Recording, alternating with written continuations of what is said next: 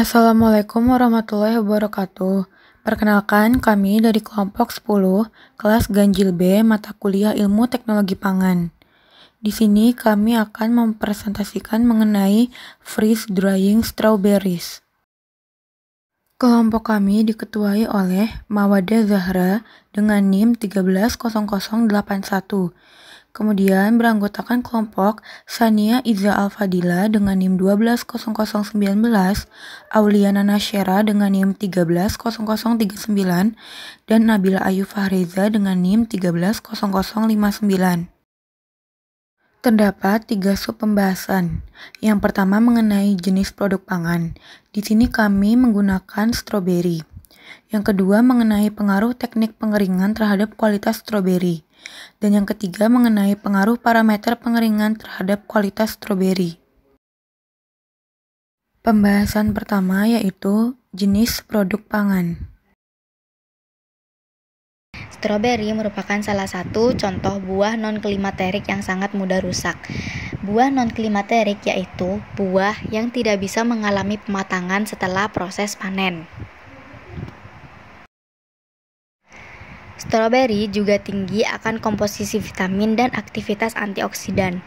Aktivitas antioksidan ini yang dimaksud senyawa fenolik, antosianin, flavonoid, dan sebagainya. Mengonsumsi stroberi dapat mengurangi resiko kanker tertentu, disfungsi inflamasi, dan kardiovaskuler.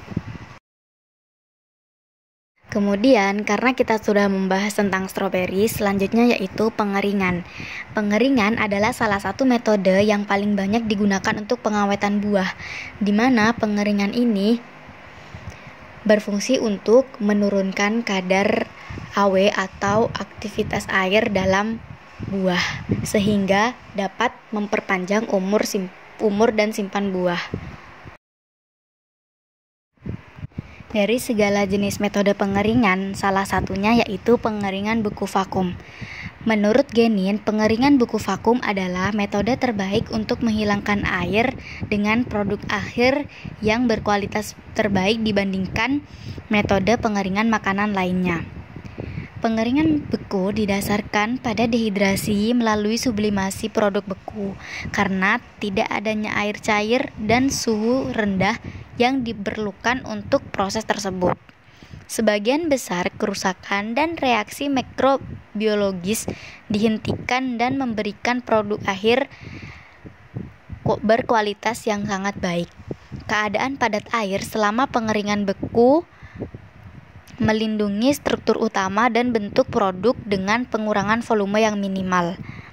Meskipun memiliki banyak keuntungan, pengeringan beku selalu diakui sebagai proses yang paling mahal untuk membuat produk dehidrasi atau produk kering.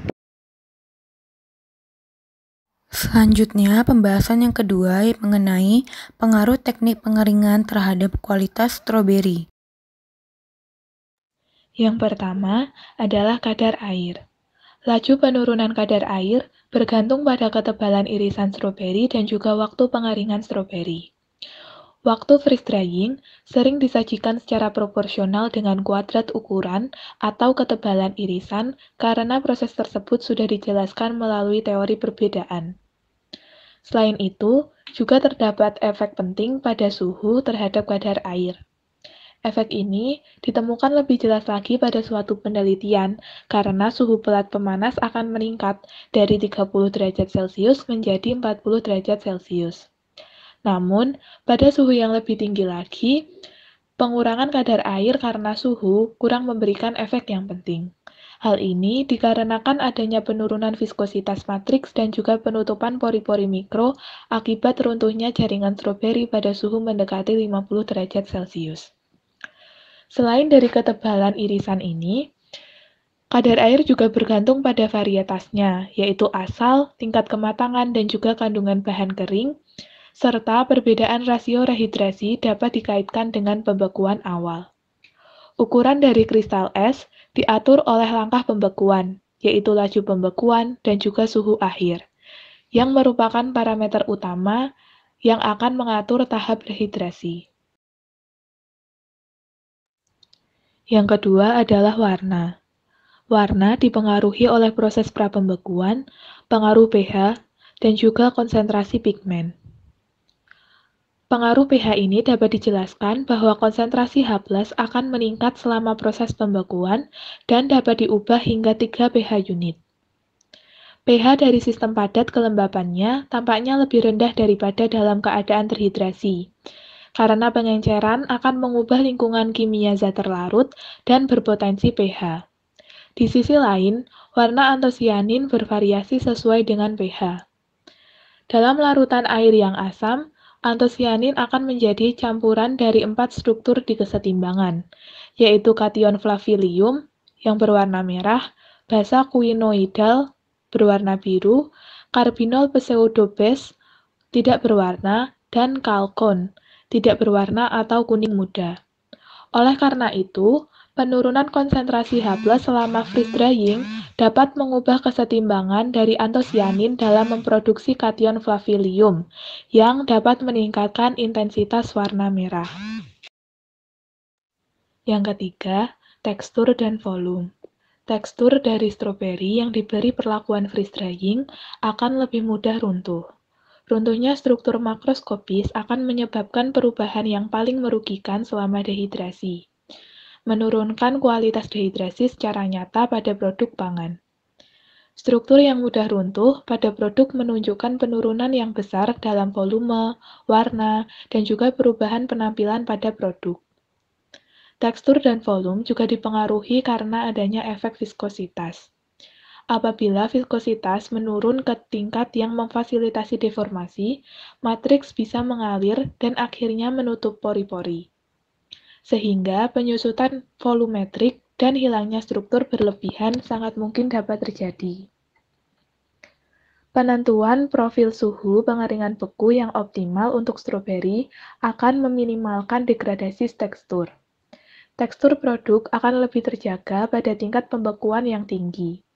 Pembentukan kecil kristal es akan membatasi kerusakan jaringan yang umumnya dihadapi selama pembekuan. Selanjutnya, pembahasan yang ketiga mengenai pengaruh parameter pengeringan terhadap kualitas stroberi. Yang pertama, pengaruh pada suhu. Suhu merupakan indikator yang sangat mempengaruhi proses pengeringan beku stroberi. Pada periode awal pengeringan beku stroberi, suhu mengalami penurunan yang sangat cepat dan lebih rendah dari titik bekunya. Hal ini disebabkan oleh terhambatnya perubahan suhu karena panas dari konversi fasa. Namun, laju penurunan suhu kembali dengan cepat pada fase akhir pembekuan. Hal ini merupakan bentuk konsekuensi dari pembekuan lebih lanjut dan pendinginan stroberi secara bersamaan. Selanjutnya adalah pengaruh laju. Laju juga dipengaruhi oleh suhu yang digunakan. Pada suhu yang rendah, laju akan meningkat yang akan mengakibatkan waktu pembekuan yang diperpendek. Dalam hal ini, ketika laju pembekuan semakin cepat, maka laju kerusakan stroberi semakin menurun. Sebaliknya, laju pembekuan yang semakin lambat maka akan menyebabkan beberapa perubahan seperti kerusakan membran, konstruksi sel, dan penurunan kapasitas retensi air yang lebih tinggi. Selanjutnya adalah pengaruh waktu. Waktu pengeringan beku lebih lama dibandingkan jika menggunakan teknik pengeringan lainnya. Waktu pengeringan beku ini dipengaruhi oleh beberapa hal, yaitu tekstur, derajat kematangan, kandungan bahan kering, kepadatan pemuatan, ketebalan lapisan produk, permukaan spesifik produk, dan kapasitas kondensor. Tekstur, derajat kematangan, dan kandungan bahan kering ini sangat penting untuk menentukan rasio rehidrasi dan tekstur produk akhir. Selain itu, tebalnya produk juga akan menyebabkan semakin lamanya waktu pengeringan, dan juga bentuk produk yang tidak dipotong atau tidak melalui proses pemotongan juga akan menyebabkan waktu pengeringan beku yang lebih lama. Selanjutnya adalah pengaruh senyawa bioaktif. Dalam hal ini adalah vitamin C dan karotenoid atau beta-karoten. Kandungan vitamin C pada stroberi beku dipengaruhi oleh suhu dan tekanan selama proses pengeringan beku, di mana pada suhu yang lebih tinggi, stroberi beku akan mengandung vitamin C yang lebih tinggi pula. Begitupun sebaliknya. Yang kedua adalah karotenoid atau beta-karoten. Karotenoid atau beta-karoten dipengaruhi oleh tekanan, suhu, dan laju pembekuan selama proses pengeringan beku, di mana semakin tinggi tekanan, suhu, dan semakin lambat laju pembekuan, maka akan semakin besar hilangnya kandungan beta-karoten dalam suatu bahan pangan.